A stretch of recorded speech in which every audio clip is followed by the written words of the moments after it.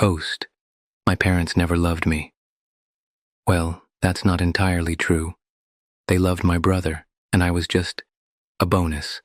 The kind of bonus you get with a combo meal that you don't really want but have to pay for anyway.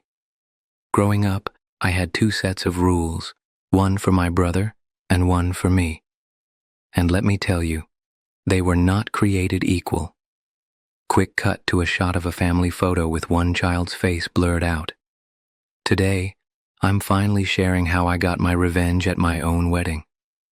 And trust me, it was a long time coming. Music fades as the tone shifts to be more intimate and serious. The golden child and the scapegoat. From the moment I was born, my brother, let's call him Mosky, was the sun my parents orbited. And I was the asteroid, just floating around, occasionally getting in the way. All Mosky had to do was say the words. Lily did it, and I was done for. It didn't matter what I was doing, where I was, or even if I was in a different zip code. The punishment was swift and brutal. I remember when I was 7, he told them I'd broken one of his model airplanes. I'd been at a friend's house all afternoon, but that didn't matter. I was sent to my room without dinner, no questions asked. Cut to a simple, hand-drawn animation of a small girl with a sad face looking out a window as a meal is being eaten in the background. And if Mosky did something wrong, I'd still get punished. If I caught him red-handed, I was the one who got in trouble for not minding my own business. Even my own celebrations were hijacked. My high school graduation dinner, they took us to Mosky's favorite seafood restaurant despite knowing I was allergic to shellfish. My dad, without a hint of irony, told me, "You can order a salad." For a long time, I just wanted to be ignored. But as we got older, his entitled behavior evolved into something far more sinister. I became his personal punching bag, covered in bruises from his random acts of aggression. The tables turn, or so I thought. Everything changed in middle school. Mosky's friends gradually disappeared. They either moved away or, more likely, finally realized what a nightmare he was. He became a social outcast, a fact I only discovered because we went to the same school. I, on the other hand, was generally well-liked. I wasn't the most popular kid, but I had genuine friends. Cut to a photo of the host with her friends laughing. This difference made me an even bigger target. He started making up elaborate stories to get me grounded. My parents would parrot his lines, saying things like, "Why can't you be happy staying home like your brother?" And if I dared to defend myself, they'd hit me with, "He's older and knows better." My only saving grace was my cousins. They were my lifeline, my only connection to a world where I wasn't just my brother's punching bag. One day, I finally spilled the truth to them. I told them my parents had banned me from having friends because Mosky couldn't keep any. That comment spread through my extended family like wildfire. A graphic of a phone with text messages and a gossip icon flashes on screen. My Aunt Sarah confronted my mom, and I got grounded for weeks for lying. But something had shifted. The damage to their perfect family image couldn't be reversed. And because everyone now knew about his social failures, my parents pulled Mosky out of that school and put him in a more expensive one. Still, he never forgave me for exposing him. If anything, his mistreatment intensified, and it wasn't just him anymore. He and his new friends would come over and bully me together. My mom would just smile indulgently, saying, "Boys will be boys, sweetie, they're just having fun." The boyfriend test, and a revelation. Things stayed the same until I turned 16 and got my first boyfriend, Tyler. My parents, in a rare show of interest, insisted on meeting him. My dad said, "We have to make sure he's good enough for our little girl." I was skeptical, but Tyler wanted to meet them, so I gave in. That's when I found out how truly depraved my brother was. My boyfriend found me in a panic and whispered, "I don't want to freak you out, but your brother just hit on me. He said I was wasting my time with you and that he could show me a better time. He touched my arm and winked." The host looks genuinely shocked and a little disgusted. My brother had told my parents a completely different story, claiming Tyler had made inappropriate advances toward him. My parents, of course, believed him without question. My father pounded the table, screaming, "Are you calling your brother a liar? He was in tears, Lily, tears." The thing is, I believed Tyler instantly. Mosky was not the cat he thought he was. My parents and brother were all significantly overweight, a result of my parents showing love through excessive food. Mosky especially was pampered. I, on the other hand, was naturally thin, partly because food deprivation was a common punishment. Considering my brother's entitled attitude and awful behavior, even my insecure teenage self couldn't imagine my boyfriend would risk our relationship for someone like him. My parents banned me from seeing Tyler. This exact same scenario happened with my next boyfriend. When I pointed out the pattern, my parents decided I just had terrible judgment in men and kept choosing predatory boys. So I gave up on high school relationships. My brother, meanwhile, proudly paraded around his one and only boyfriend, whom my parents treated like royalty. But when that guy suddenly stopped coming around, the narrative immediately shifted to him being a manipulative jerk who took advantage of my poor brother. The escape plan. The double standards continued in every aspect of my life. Mosky had generous spending money and a lenient curfew, while I was restricted and monitored. When I called them out, they'd either deny ever making the age argument or claim I simply couldn't be trusted like he could. When Mosky graduated high school, he got into a mediocre college with no scholarships or honors. My parents threw him an enormous celebration, gushing about how proud they were. They promised to cover all his expenses, including a private off-campus apartment. I was secretly relieved he'd be moving away, but it barely improved my situation since he came home most weekends to create new problems. About a year later, my mom sat me down for a serious talk about my own upcoming graduation. She explained that since they were funding Mosky's education, they couldn't afford mine. She suggested I get a job, and if I wanted to continue living at home, I'd have to pay rent and utilities. "We just want you to learn responsibility," she said with that fake concerned expression she perfected. "Mosky is pursuing higher education, but you've always been more practically minded." The host shakes her head with a wry smile. They had no idea what my grades were. They never believed in my abilities anyway. So, I just calmly responded, "Okay." She seemed shocked by my lack of reaction, probably hoping I'd throw a tantrum so they could justify never supporting me. The truth is, I never expected their help. I'd been secretly preparing for college independently, using all those lonely hours at home to study relentlessly. College was my only escape route. My guidance counselor, Mrs. Peterson, helped me navigate applications and scholarships without my parents' involvement. When graduation approached, I secured a full academic scholarship to a solid state university. Knowing my brother would try to sabotage it, I announced my acceptance on social media simultaneously with telling them in person.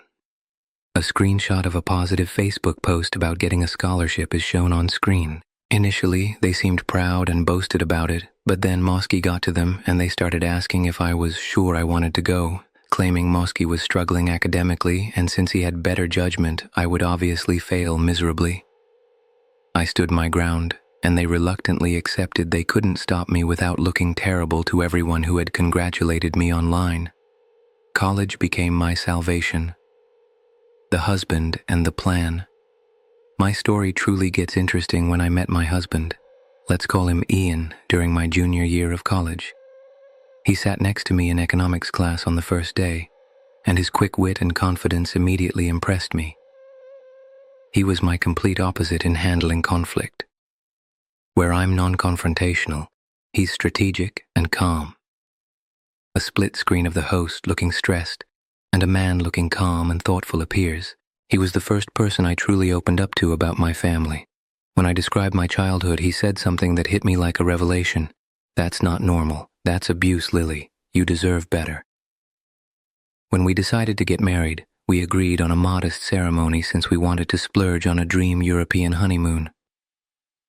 We decided to hold the wedding in my hometown, and after sending out engagement announcements, my parents demanded to meet Ian. The host grins mischievously. My husband was practically giddy with anticipation. He'd heard so many stories about my family's treatment of me that he was ready for a fight. He even purchased a high-quality voice recorder to secretly document whatever nonsense they might try. He went alone despite my reservations. He came back absolutely ecstatic. "Babe, you won't believe what they proposed.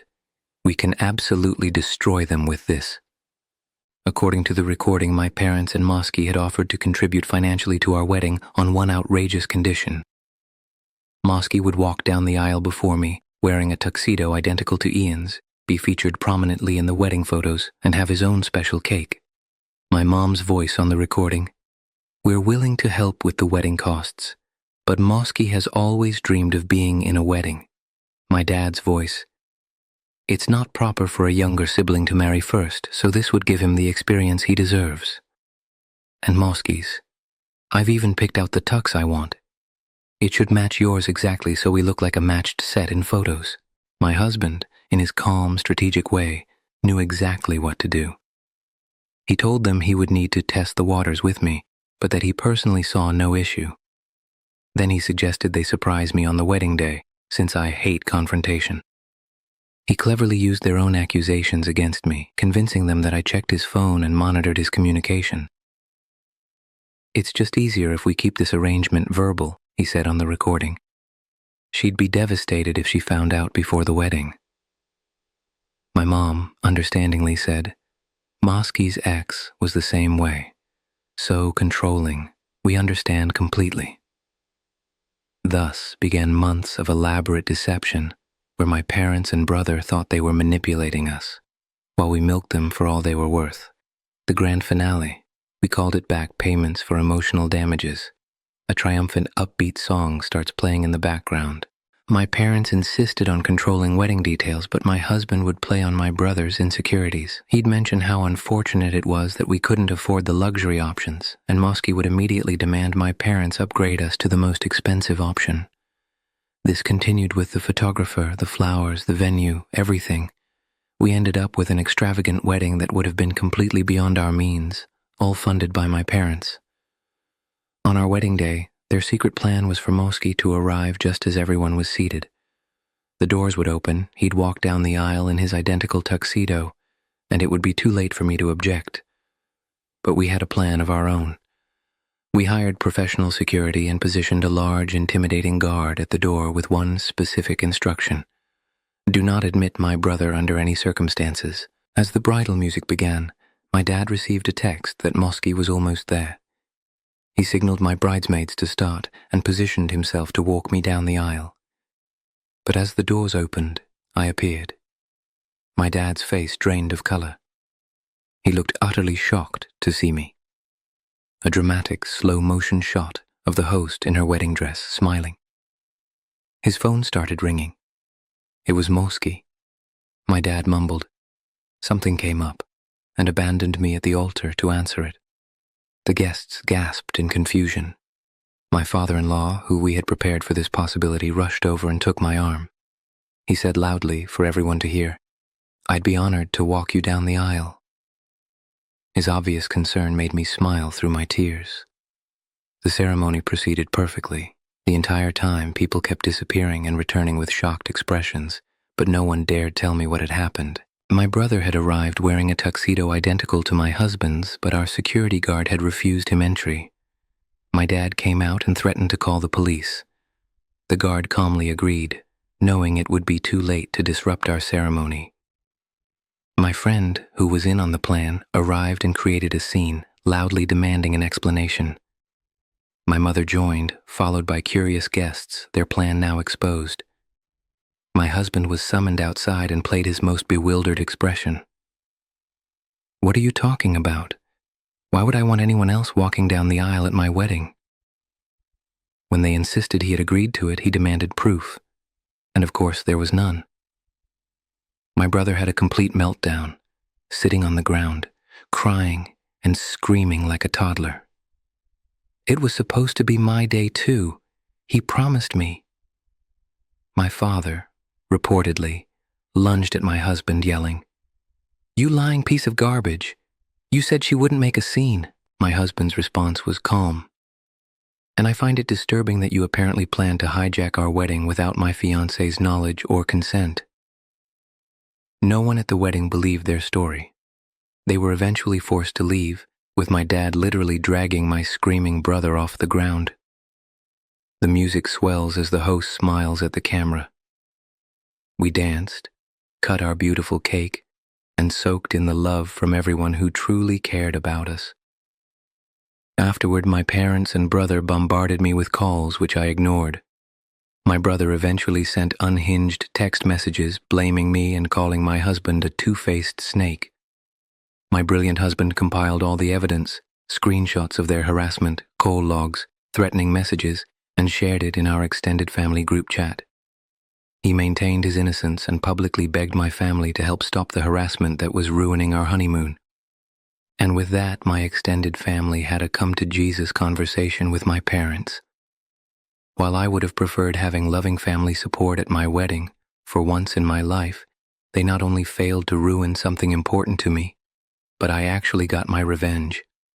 And it was sweeter than any cake.